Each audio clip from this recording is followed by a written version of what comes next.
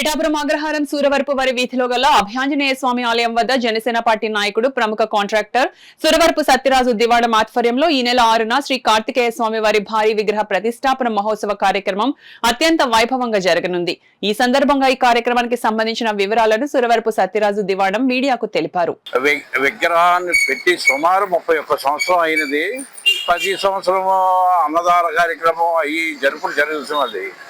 అదే మంగళవారం రోజు శనివారం రోజు ఈ కార్యక్రమం వచ్చటం వలన ఆంజనేయ స్వామి యొక్క భక్తులు ఎక్కువ వచ్చటం వలన అదే రోజు మంగళవారం శ్రీ సుబ్రహ్మణ్య స్వామి వారి విగ్రహం ఉంటే బాగుండని భక్తులు పదే పదే కోరడం అయినది. దానివల్ల మనం మళ్ళీ ఇప్పుడు రేపు శుక్రవారం అనగా 6వ తారీఖు 3వ నెలలో 11:04 శ్రీ కార్తికేయ స్వామి విగ్రహ ప్రతిష్ట జరుగును. కావున 50 మంది భక్తులు వచ్చి తీర్థ ప్రసాదాలు తీసుకుని మేము ఇచ్చే కానుకలు తీసుకుని అన్న ప్రసాదాలు తీసుకుని బట్టలు అవి తీసుకోవాల్సిందిగా కోరి ప్రార్థిస్తున్నాను.